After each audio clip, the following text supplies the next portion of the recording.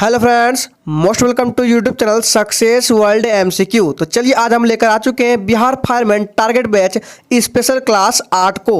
और जैसे कि आपको पता है कि ये क्लास आपका हर सुबह 7 बजे होती है, ठीक है। तो सभी को लाइव में 7 बजे जल्दी से आ जाना है। तो चलिए आज के सेशन को स्टार्ट करते हैं। जो भी भाई अभी तक लाइव में नहीं है जल्दी से लाइव में सभी लोग आ जाएंगे। तो चलिए आज के सेशन को देखते हैं। तो आज के सेशन का सबसे पहला प्रश्न आपके स्क्रीन पर है। प्रथम ओलंपिक खेल का आयोजन किस वर्ष हुआ था? ऑप्शन आपके सामने है 540, 645 ईसा पूर्व, 776 ईसा पूर्व या डी इनमें से कोई नहीं। और आपको सोचने के लिए 5 सेकंड का टाइम भी दिया जाता है और आपका टाइम शुरू होता है अब। चलिए टाइम खत्म होने से पहले ही आपको जल्दी से लाइव चैट में आंसर कर देना है। Times up. तो चलिए इस प्रश्न का सही जवाब जो भी बच्चे लाइव चैट में सी को दे रहे हैं उनका बिल्कुल सही जवाब हो जाएगा 776 ईसा पूर्व। ऑप्शन सी इस प्रश्न का बिल्कुल सही जवाब है। जी हाँ दोस्तों, प्रथम ओलंपिक खेल का आयोजन 776 ईसा पूर्व में हुआ था। ऑप्शन सी इस प्रश्न का बिल्कुल सही जवाब है। चलिए आगे देखते हैं। आगे बढ़ने से पहले आपको स्क्रीन पर एक क्वेश्चन दिख रहा होगा, मलेशिया का राष्ट्रीय खेल क्या है? जी हाँ दोस्तों, इसका उत्तर आपको कमेंट बॉक्स में सबसे पहले देना है। चलिए देखते हैं सबसे पहले उत्तर इसका कमेंट बॉक्स में कौन देता है। लाइव चैट में नहीं दोस्तों, कमेंट बॉक्स में आंसर देना है। तो दूसरा प्रश्न है, प्रांतीय संविधान समिति का अध्यक्ष किसे बनाया गया था? ऑप्शन है वल्लभ भाई पटेल, डॉक्टर राजेंद्र प्रसाद, पंडित जवाहरलाल नेहरू या डी जेबी कृपलानी। और इसका टाइम शुरू करते हैं अब। जो अभी हमने क्वेश्चन पूछा मलेशिया का राष्ट्रीय खेल क्या है, उनका उत्तर आपको सबसे पहले कमेंट बॉक्स में देना है। उन्हीं को कम्युनिटी टैब में पोस्ट किया जाएगा जो सबसे पहले उत्तर देगा। तो चलिए टाइम्स अप। तो इस प्रश्न का सही जवाब क्या हो जाएगा? 2 का राइट आंसर ए हो जाएगा, वल्लभ भाई पटेल। प्रांतीय संविधान समिति का अध्यक्ष किसे बनाया गया था? तो वल्लभ भाई पटेल। ऑप्शन ए इस प्रश्न का बिल्कुल सही जवाब हो जाएगा। चलिए इसी के साथ आगे देखते हैं। अगला प्रश्न आपके स्क्रीन पर है, शिवाजी के राजनीतिक गुरु का नाम क्या था? गुरु रामानंद, बाबा नरहरि दास, आनंद पांडे या डी दादोजी कोंडदेव। जल्दी बताएंगे इसका राइट आंसर क्या होगा। अगर आपको ये सेशन अच्छा लग रहा है तो प्लीज़ सभी लोग एक बार सेशन को लाइक कर देंगे। और जितने भी लोग इस सेशन को वॉच कर रहे हैं प्लीज़ चैनल को सब्सक्राइब करके साथ में बेल आइकन को भी प्रेस कर लेंगे ताकि आने वाले समय में आपसे एक भी स्पेशल क्लास छूटे ना। तो चलिए तीसरे का राइट आंसर डी के साथ चला जाएगा। ऑप्शन डी बिल्कुल सही जवाब है। अगला प्रश्न आपके स्क्रीन पर है, एशियन ड्रामा नामक पुस्तक के लेखक कौन है? बताएंगे इसका जल्दी से राइट आंसर क्या होगा। गुरनार मिडल, विक्रम सेठ, कुलदीप नायर या आर के नारायण। बताएंगे इसका राइट आंसर जल्दी से। आपको टाइम खत्म होने से पहले ही आंसर कर देना है ताकि आपका माइंड एग्जाम के अकॉर्डिंग प्रिपेयर हो सके। तो चलिए इस प्रश्न का सही जवाब क्या हो जाएगा? ए के साथ चला जाएगा, गुरनार मिडल। एशियन ड्रामा नामक पुस्तक के लेखक काफी इंपॉर्टेंट पुस्तक है, इसको ध्यान में रखना है। ऑप्शन ए बिल्कुल सही जवाब है। आगे देखते हैं। अगला प्रश्न आपके स्क्रीन पर है, ऑस्ट्रेलिया की राजधानी कहाँ है? कैनबरा, मेलबर्न, विक्टोरिया या डी है न्यू साउथ वेल्स। और आपका टाइम शुरू होता है अब। चलिए जल्दी से राइट आंसर करेंगे इसका। Times up. तो जो भी बच्चे लाइव चैट में 5 का ए को दे रहे हैं बिल्कुल सही जवाब है कैनबरा। याद रखिएगा ऑस्ट्रेलिया की राजधानी कहाँ है? तो कैनबरा। ऑप्शन ए बिल्कुल सही जवाब है। अगला प्रश्न आपके स्क्रीन पर है, सुभाष चंद्र बोस के गुरु का नाम क्या था? महात्मा गांधी, चित्तरंजन दास, गोपाल कृष्ण गोखले या डी इनमें से कोई नहीं। हम अपना स्पीड थोड़ा सा बढ़ा रहे हैं, जल्दी जल्दी से आप लोग लाइव चैट में आंसर करते जाएंगे। Times up. तो चलिए इस प्रश्न का सही जवाब 6 का क्या हो जाएगा? चित्तरंजन दास। याद रखिएगा बी बिल्कुल सही जवाब है। सुभाष चंद्र बोस के गुरु का नाम चित्तरंजन दास। बी इस प्रश्न का बिल्कुल सही जवाब है। अगला प्रश्न स्क्रीन पर है, भारत रत्न से सम्मानित प्रथम व्यक्ति कौन है? डॉक्टर राजेंद्र प्रसाद, खान अब्दुल गफ्फर खां, डॉक्टर एस राधाकृष्णन या डी इनमें से कोई नहीं। हम सारे ऑप्शन को पढ़ते जाते हैं, आप सुन के समझ के जल्दी से लाइव चैट में फटाक से आंसर कीजिए। Times up. तो इस प्रश्न का सही जवाब 7 का क्या हो जाएगा? डॉक्टर एस राधा कृष्णन, भारत रत्न से सम्मानित प्रथम व्यक्ति। ऑप्शन सी बिल्कुल सही जवाब है। चलिए आगे देखते हैं। अगला प्रश्न आपके स्क्रीन पर है, फसलों के अध्ययन को क्या कहा जाता है?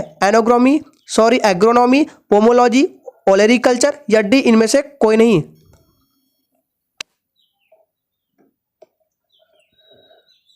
Times up. तो चलिए इस प्रश्न का सही जवाब जो भी बच्चे लाइव चैट में 8 का क्या दे रहे हैं, ए को बिल्कुल सही जवाब हो जाएगा एग्रोनॉमी। याद रखिएगा फसलों के अध्ययन को एग्रोनॉमी कहा जाता है, ए बिल्कुल सही जवाब है। चलिए आगे देखते हैं, काफी इंपॉर्टेंट प्रश्नों को रखा गया स्पेशल क्लास में, इसलिए बार बार बोल रहे हैं आपको एक भी स्पेशल क्लास को छोड़ना नहीं है। नेक्स्ट क्वेश्चन है, पंचायती राज अधिनियम का प्रावधान भारतीय संविधान के किस भाग में है, भाग 8, भाग 9, भाग 12 या डी भाग 22 में।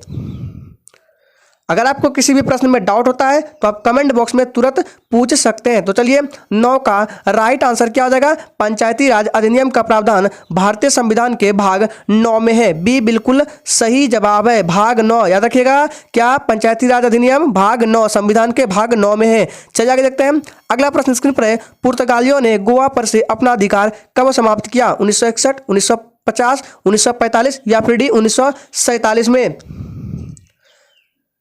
अभी तक पूछे गए प्रश्नों का आपने कमेंट बॉक्स में आंसर नहीं दिया है तो जल्दी से दे दीजिए। मलेशिया का राष्ट्रीय खेल क्या है, बताएंगे जल्दी से कमेंट बॉक्स में आंसर कर देंगे। तो चलिए 10 नंबर का जो राइट आंसर है क्या हो जाएगा, पुर्तगालियों ने गोवा पर से अपना अधिकार 1961 में समाप्त किया। ऑप्शन ए इस प्रश्न का बिल्कुल सही जवाब है, याद रखिएगा 1961। चलिए इसी के साथ आगे देखते हैं, अगला प्रश्न आपके स्क्रीन पर है, पार्लियामेंट की जननी किसे कहा जाता है, ब्रिटेन, फ्रांस, अमेरिका या फिर डी रूस। जल्दी से सभी लोग लाइव चैट में आंसर करते जाएंगे। जी हाँ दोस्तों, आपको एक भी क्लास को छोड़ना नहीं है, रोज सुबह 7 बजे लाइव में। तो चलिए इस प्रश्न का सही जवाब क्या हो जाएगा, ब्रिटेन, पार्लियामेंट की जननी ब्रिटेन को कहा जाता है। ऑप्शन ए इस प्रश्न का बिल्कुल सही जवाब है। अगला प्रश्न स्क्रीन पर है, गोपाल कृष्ण गोखले किनके राजनीतिक गुरु थे, महात्मा गांधी, बाल गंगाधर तिलक, सुभाष चंद्र बोस या डी इनमें से कोई नहीं।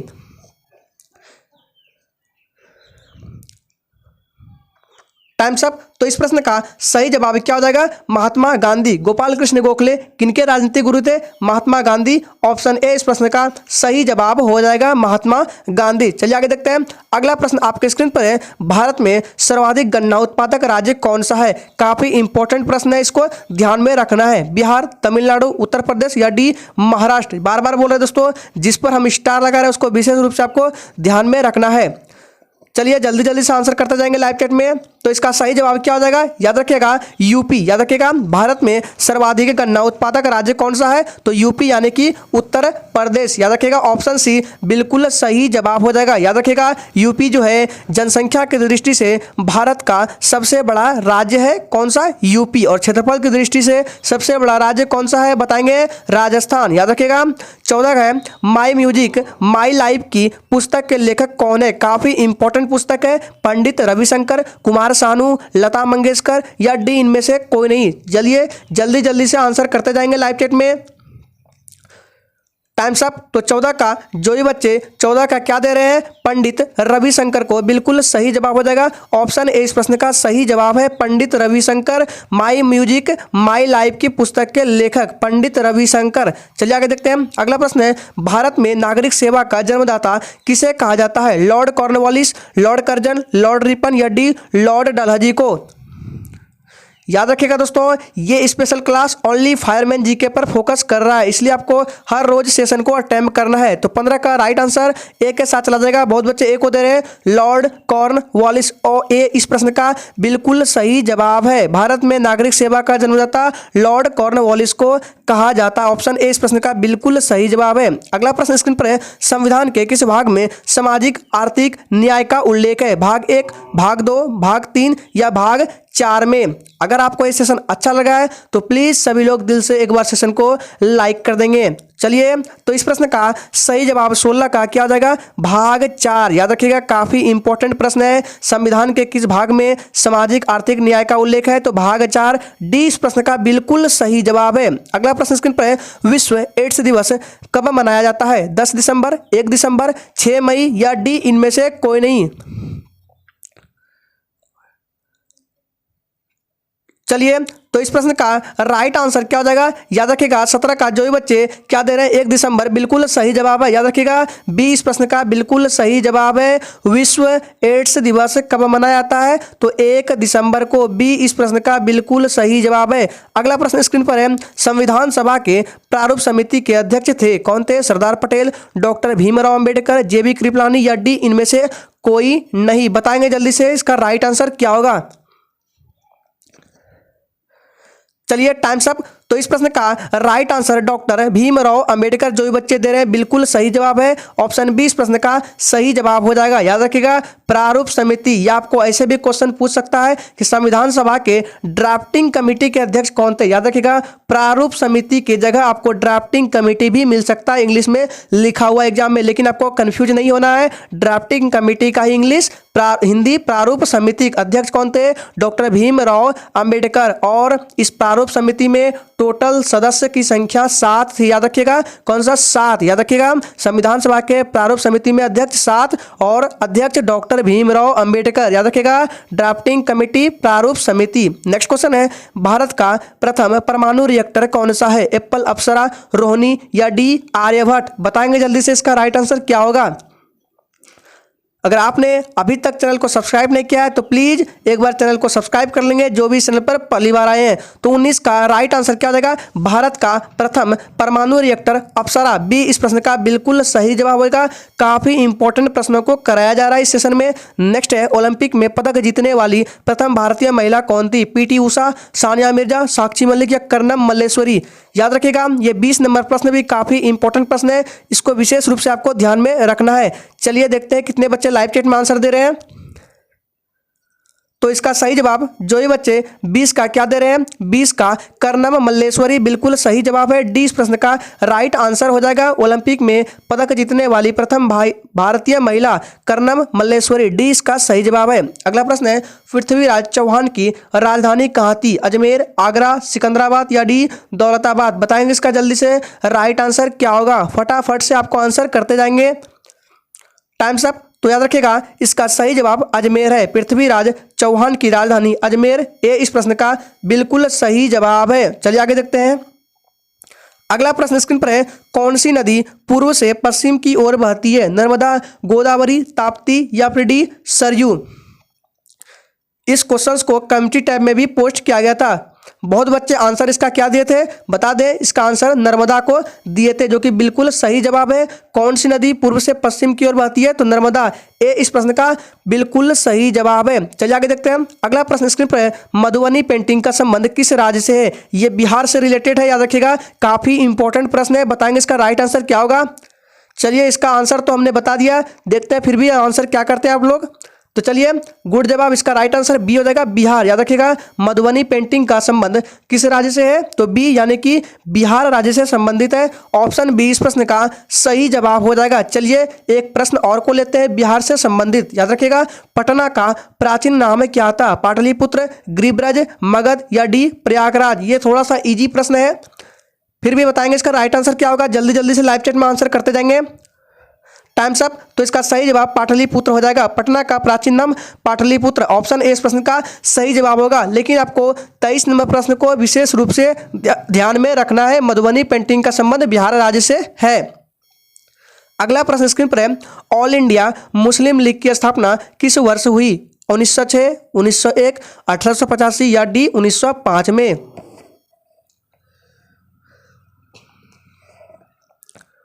Times up. तो इस प्रश्न का सही जवाब क्या हो जाएगा, 1906। याद रखिएगा ऑल इंडिया मुस्लिम लीग की स्थापना 1906, ऑप्शन ए इस प्रश्न का बिल्कुल सही जवाब है, 1906। नेक्स्ट क्वेश्चन है, दशमलव पद्धति के आविष्कारक कौन थे, रामानुज, वाराहमिहिर, नागार्जुन या डी आर्यभट्ट।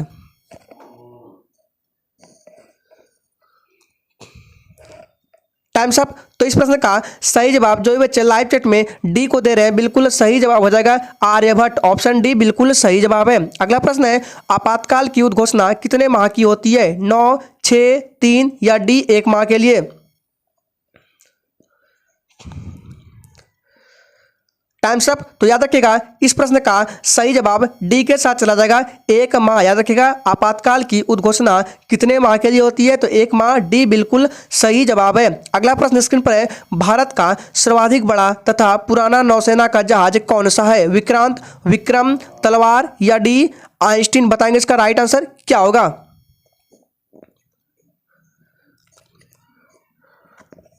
Times up. तो इसका सही जवाब क्या है, विक्रांत। याद रखिएगा भारत का सर्वाधिक बड़ा तथा पुराना नौसेना का जहाज विक्रांत, ऑप्शन ए बिल्कुल सही जवाब है। अगला प्रश्न स्क्रीन पर है, जगन्नाथ मंदिर का निर्माण किस शासक ने करवाया था, खारवेल, चौड़ गंगादेव, केसरी वर्मन या डी इनमें से कोई नहीं। ये तो पता है कि जगन्नाथ मंदिर का निर्माण गंगवंश ने, ठीक है, लेकिन किस शासक ने करवाया था? तो याद रखिएगा ऑप्शन बी बिल्कुल सही जवाब है, चौड़ गंगादेव, ठीक है। याद रखिएगा जगन्नाथ मंदिर का निर्माण चौड़ गंगादेव शासक ने करवाया था। ऑप्शन बी इस प्रश्न का बिल्कुल सही जवाब है। अगला प्रश्न आपकी स्क्रीन पर है, अधिकतम घने वनों से आच्छादित होने वाला भारतीय राज्य कौन है? असम, मध्य प्रदेश, झारखंड या डी इनमें से कोई नहीं।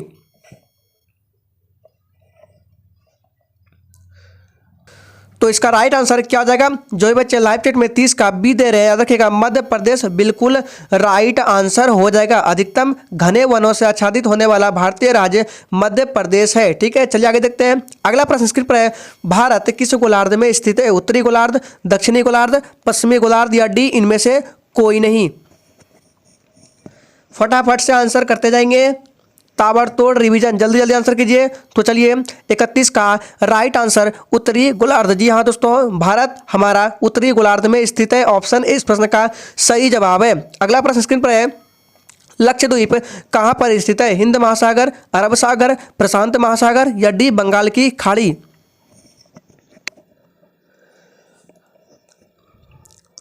Times up. तो इस प्रश्न का सही जवाब क्या हो जाएगा? अरब सागर। लक्षद्वीप अरब सागर में स्थित है। ऑप्शन बी इस प्रश्न का बिल्कुल सही जवाब हो जाएगा। चलिए आगे देखते हैं। अगला प्रश्न स्क्रीन पर है, 10 डिग्री चैनल किसको अलग करती है? मालदीव, मिनिकॉय, तमिलनाडु एवं निकोबार द्वीप को, अंडमान एवं निकोबार द्वीप या डी इनमें से कोई नहीं। फटाफट से लाइव चैट में आंसर करते जाएंगे।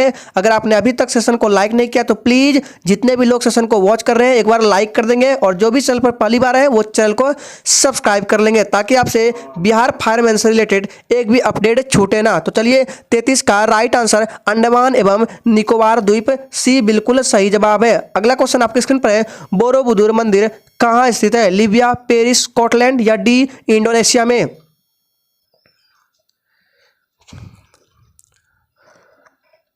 Times up. तो इस प्रश्न का सही जवाब डी हो जाएगा, इंडोनेशिया। डी इस प्रश्न का बिल्कुल सही जवाब है। अगला प्रश्न स्क्रीन पर है, विश्व की सबसे बड़ी विषैली मछली कौन सी है? Stone fish, blue whale, star fish या डी इनमें से कोई नहीं। चलिए जल्दी जल्दी से आंसर करेंगे। Times up. तो इसका सही जवाब क्या है? याद रखिएगा स्टोन फिश, ये विश्व की सबसे बड़ी विषैली मछली है। ये इस प्रश्न का राइट आंसर हो जाएगा।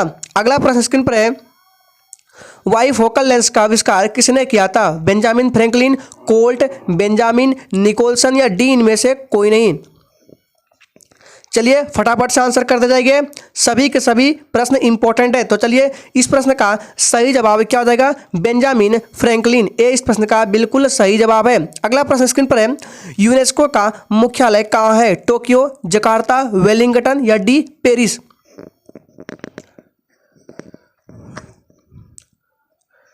Times up. तो चलिए इस प्रश्न का सही जवाब 37 का डी हो जाएगा, पेरिस। याद रखिएगा यूनेस्को का मुख्यालय कहाँ पर है? तो पेरिस। ऑप्शन डी बिल्कुल सही जवाब। अगला प्रश्न स्क्रीन पर है, भारी जल परियोजना कहाँ स्थित है? पुणे, रांची, बड़ौदा या डी तलचर।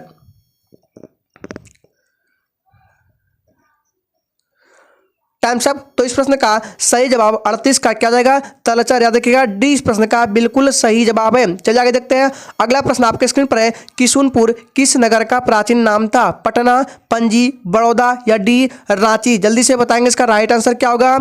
और लगभग 2 से 3 मिनट की क्लास बची हुई है, तो पूरा क्लास अटेम्प्ट करके ही जाना है आपको, एक भी क्वेश्चन को छोड़ना नहीं है। तो चलिए किशुनपुर किस नगर का प्राचीन नाम है? तो ऑप्शन डी बिल्कुल सही जवाब है, रांची। याद रखिएगा। अगला प्रश्न आपके स्क्रीन पर है, सुंदरवन मुख्य स्थल किस लिए प्रसिद्ध है? बाघ, हाथी, शेर या डी गेंडा।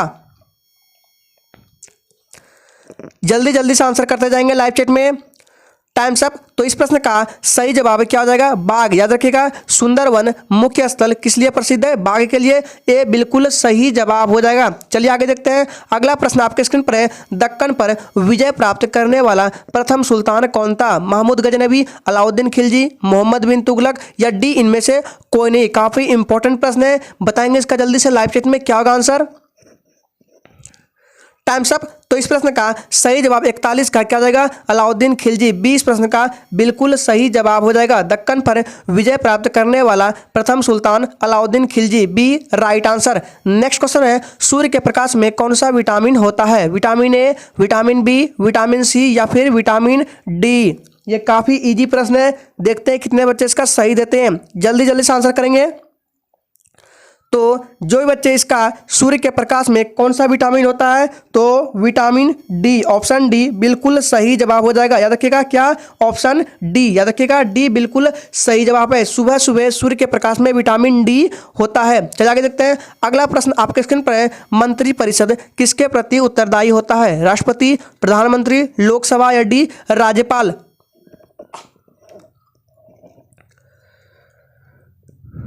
Times up. तो इस प्रश्न का सही जवाब 43 का क्या हो जाएगा, 43 का सी हो जाएगा, लोकसभा, ऑप्शन सी बिल्कुल सही जवाब है। अगला प्रश्न स्क्रीन पर, टीन का वृहत्तम उत्पादक देश कौन सा है, काफी मोस्ट इंपोर्टेंट प्रश्न है, इसको ध्यान में रखना है। इंडोनेशिया, श्रीलंका, थाईलैंड या डी मलेशिया, बताएंगे। जल्दी जल्दी से आंसर करते जाएंगे, आपको क्लास को छोड़ना नहीं है। एक क्वेश्चन और बचा हुआ है, आप पूरा करके जाइएगा। तो चलिए, इस प्रश्न का सही जवाब क्या हो जाएगा, टीन का वृहत्तम उत्पादक देश मलेशिया है, डी इस प्रश्न का बिल्कुल सही जवाब है। अगला प्रश्न स्क्रीन पर है, खुदाबकश ओरिएंटल पब्लिक लाइब्रेरी, यानी कि ये जो है लट्टू नहीं लिखा है, यहाँ पे गलती लिखा गया है, गलत लिखा गया है। यहाँ पे क्या होगा, यहाँ पे काट दे रहे हैं, याद रखिएगा। खुदाबकश ओरिएंटल पब्लिक लाइब्रेरी पटना की स्थापना किस वर्ष हुई थी, ब्रैकेट में क्या होगा, यहाँ पटना, याद रखिएगा। ये जो स्टेटमेंट लिखा हुआ है खुदाबकश ओरिएंटल पब्लिक लाइब्रेरी, ये आपका पटना में है। इसकी स्थापना पूछा जा रहा है किस वर्ष हुई थी। ऑप्शन देख लीजिए, 1891, 1885, 1918 या डी इनमें से कोई नहीं। इंपॉर्टेंट प्रश्न है, ये बिहार से रिलेटेड है, जिसको ध्यान में रखना है। बताएंगे इसका राइट आंसर क्या होगा। Times up. तो इस प्रश्न का सही जवाब क्या हो जाएगा, 1891, ऑप्शन ए इस प्रश्न का सही जवाब हो जाएगा। याद रखना है, सबसे मोस्ट इंपॉर्टेंट है, खुदाबकश ओरिएंटल पब्लिक लाइब्रेरी, ये आपका पटना में स्थित है और इसकी स्थापना 1891 में। तो आज के सेशन में टोटल 45 प्रश्न थे। उम्मीद करेंगे आपको ये सेशन अच्छा लगा होगा। अगर अच्छा लगा तो प्लीज सभी लोग दिल से एक बार सेशन को लाइक करके, और जो भी नए हैं चैनल को सब्सक्राइब कर लेंगे।